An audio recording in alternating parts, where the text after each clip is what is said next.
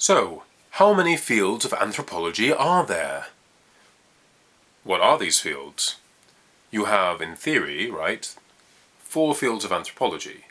Biological anthropology, this is dealing with, say, the behavior of humans as organisms, and also the behavior of our relatives, such as other primates, right, our closest living relatives. This is also fossils, right, our closest not living relatives, right, fossil hominids or humans, human-like organisms. You also have genetics, right, genetic anthropology is biological anthropology, even looking, as I mentioned, at behaviors that might seem like cultural things, ways of being, like subsistence patterns, how people feed themselves, that is, right, how they subsist. Yeah, look, you've got all these things, right? Humans as organisms. So basically, if it were zoology to look at it in an animal that isn't a human, looking at it in the human animal suddenly becomes a form of anthropology, right? Because as you know, anthropology is the study of humans, which again we've sort of expanded to make it the study of our closest living relatives as well. Then you have archaeology, which is, you know, excavating the past, as it were, material remains of the past. You also have cultural anthropology or social anthropology, depending on the tradition you come from. You might call it something else, one of these two, right? Allegedly there are some subtle distinctions between the two, but we're going to lump them together for this. Social or cultural or socio-cultural anthropology is looking at human societies, the patterns of human societies, how societies are organized, things like kinship, for instance. Kin relations may differ wildly across the globe, right? So you may have, a kinship system like the one in most English-speaking countries. So if you're watching this and you're a native English speaker, then perhaps your kinship works like this, although maybe not. You know, like you have a mum and a dad, and you have then paternal and maternal relatives, right? Like I said, this is very standardized, so obviously some people don't have a mum and a dad, and many people have, you know, a mum and a mum, or a dad, or neither, or whatever. And these are variations within our own culture, and this is fascinating. But I'm just giving you the very sort of broad brushstrokes, right? Maybe the majority population, shall we say, in say, English-speaking Western countries have this. But you may also call everyone related to you a cousin, and there's no distinction, or there may be, you know, reckoning from your father's side, you go back, and this many generations, they're all cousins, but on your mum's side they're not, or whatever. I mean, I'm just making something up here, but it's that kind of idea of, like, what are these patterns? There are actually a subset of very common patterns in kinship, and that's something that has been investigated in cultural anthropology a lot in, say, the 20th century. And then in theory you have linguistic anthropology, which actually has sort of died out a lot and has been replaced by linguistics, but is actually making a comeback in some ways. I would actually like to be part of this comeback if I could, and marry that with the other forms of anthropology. But linguistic anthropology is looking at human language use as kind of a human practice, cultural practice. So it draws heavily on the standalone, in theory, science of linguistics, but is not limited to that, right? So it's also, what does language mean in society? So there's sociolinguistics, how does language differ across societies, but there's what does language mean in a society? And the fascinating thing is that you can mirror society and language, and mirror society and language sometimes, not always, but when you can, that's really interesting. That tells you something very deep, which raises biological questions, getting back to biological anthropology. So it's all related, actually. So these are allegedly the 4 fields. However, most of 21st century anthropology today is sort of NGO studies, shall we say. You know, it's a bit silly, but there's a lot of it that's like that.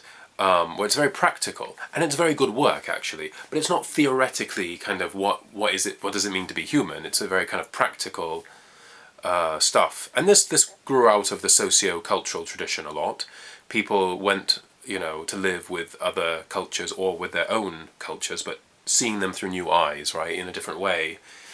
And yeah, it's just a very natural transformation that you get people going from, oh, I'm very interested in these people, to I want to help these people, to I'm going to basically devote my life to helping other people and basically do, sort of volunteer or NGO work. Or strategizing on how best to do that. And that's super important work, and I don't want to belittle it for a second because it's incredibly important. But it's not really the academic study of what it means to be human. So if that's your goal, you want to choose an anthropology department that really looks at the core issues of what it means to be human from an intellectual point of view. And you can also help people too, of course. So they're not opposed. But obviously when you pick a study program, you want to be looking at how does this form me as a scholar, right? How does this form me as an anthropologist? So I would say, for my money, you want people from all of these different fields, these 4 fields. But I would also add some. I would say cognitive anthropology is very small scale, I would say, discipline overall. But, what does it mean to be human cognitively? And that draws on these findings from the sociocultural, from the evolutionary, right, biological anthropology, linguistics, etc., and kind of marries them with cognitive questions. Given that we're biological organisms, actually, given that, for my money, there's no immaterial spirit or something, we are biological organisms. All anthropology is biological anthropology to me. But I don't mean that in maybe the sense that the hardcore bioanthro people mean it. But I would say overall that's true. So if you're a student and say you're looking to progress in anthropology, what should you look for? What would really sell it to you? I would say obviously the specific interest that you have, whatever that may be, but situated within the broader framework of what it means to be human.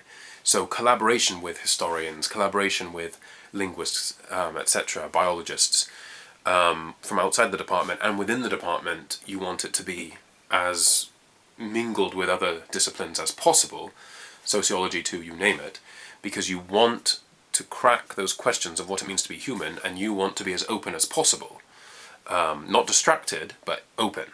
Right, the combination of things to achieve a very specific research goal that you may have, whilst being open to everything. You want to be able to zoom in and zoom out, and you can do that best by combining all the fields. A quick note: many people will tell you that the 4 fields approach is a very American approach. Could be, but the founder of American anthropology, Frans, was German, right? And actually it goes back to a lot of traditions going on in Europe, both, Britain and Ireland, but also continental Europe, at the time before it really took off in the United States. And I think it's a very limited view to consider it as being a fundamentally American or even Anglophone tradition, because actually a lot of it goes back to German Romanticism even. So I would say that. I would say wherever you're going in the world, try and get as much of a 4 fields approach as possible. Doesn't have to be limited to the United States, can certainly be in the United States, but get people who are open-minded, because the fields, the definitions within that, and the little distinctions are important maybe for some things, but they can also hold you back, right? So you really want to be working in a department that's super open, and in a sense, you want the human being to be your field, not a division within anthropology. And that is the true anthropology, in a sense. The one that transcends these labels and these definitions. But maybe, because we live in the 21st century and there are these labels and definitions, you have to work within one of these departments. So, don't despair, quite the opposite. Go headfirst into them, but make sure that those people there are open to all of those questions, and that you're not limited in the kinds of questions you can ask within that department. Because the questioning mind, for everything related to humans and our closest relatives, that is anthropology, my friends. Take care.